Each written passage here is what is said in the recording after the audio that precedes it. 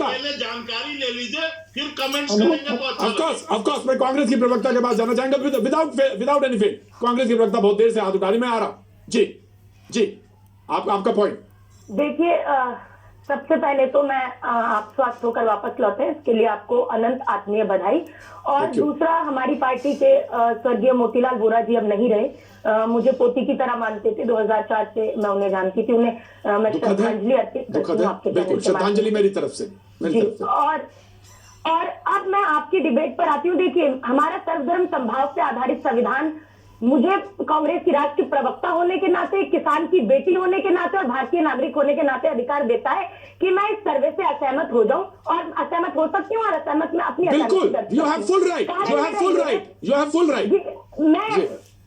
मैं ये की बात रखना चाहूंगी। ये मोदी सरकार सियासत का कैसा एहसान करती है कि एक तरफ आंखें छीन लेती है और दूसरी तरफ चश्मेदान करती है।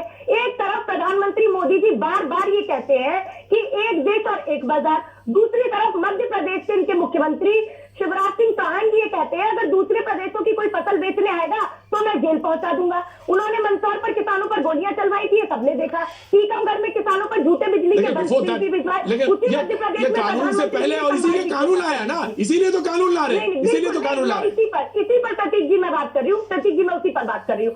दूसरी बात, अभी कानून आने के बाद शिवराज सिंह चौहान जी कहते हैं मैं जेल पहुंचा दूंगा दूसरे प्रदेशों की फसल अगर बिकेगी। मनोहर लाल खट्टर जी कहते हैं दूसरे प्रदेशों का बाजरा मैं यहाँ पर बिकने नहीं दूंगा, ये मुझे बर्दाश्त नहीं है। तो पहले तो ये पार्टी ये तय कर ले, भारतीय जनता पार्टी की ये कानून उनके मुख्यमंत्रियों को समझ आया है कि नहीं।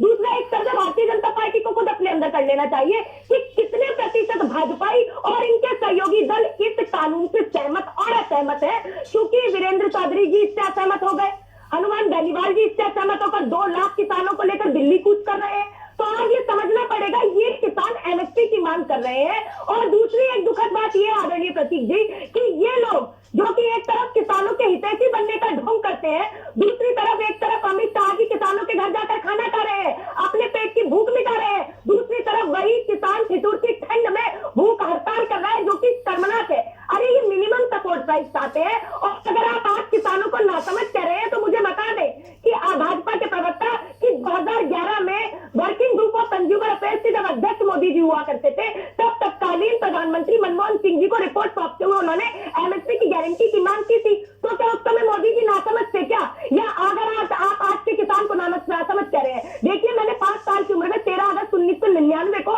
संसद भवन पर गिरफ्तारी दी थी किसानों की मांगों का समर्थन करते हुए। मैं खुद किसान की बेटी हूँ, उनकी पीड़ा को समझती हूँ और आज इसीलिए निवेदन करती हूँ बहुत सम्मान पूर्वक भाजपा के प्रवक्ता से कि आप किसानों के साथ राजनीति करना बंद कर दीजिए, उनको सियासी रंग देने की आप बात कर रहे हैं। आप कह रहे हैं कि आपने अभी कहा कि प्रश्न उठा रहे हैं, राजनीति कर रहे हैं। प्रश्न उठाना केके जी राजनीति नहीं, प्रश्न उठाना लोकतांत्रिक अधिकार है और उसके तहत हम प्रश्न उठाते रहेंगे। और किसानों के समर्थन में केवल कांग्रेस या केवल आम आदमी पार्टी या केवल कोई और नहीं आ रहा, बड़े बड़े देश के इंटेलेक्चुअल बॉलीवुड से आ रहा है, कोई कहीं से आ रहा है, हिंदुस्तान के बाहर से आ रहा है। और ये किसानों से आज पूरी सरकार की लड़ाई दिखाई दे रही है। और देश के 133 करोड़ लोग आज कहीं ना कहीं ये मानते हैं कि देश के अन्नदाता किसान के साथ अन्याय, अत्याचार, अनीति हो रही है। इसको समझना पड़ेगा। आप बस और ट्रेन की बात करते हैं, आप ट्रेन देखने पर आ गए और अब आप सब देखना ही चाहते हैं, सब कुछ प्राइवेटाइजेशन कर देना चाहते हैं। भैया, कृषि खेती किसानी तो छोड़ दे। देखिए, पूंजीपतियों को नमन और किसानों का दमन ये हिंदुस्तान में नहीं चल सकता। साधना जी आपको बोलते सुना, मुझे बहुत अच्छा लगा। मैं आऊंगा, लेकिन वक्त है छोटे से ब्रेक का। लेकिन ब्रेक से पहले कुछ आप बोलना चाहते हैं बीजेपी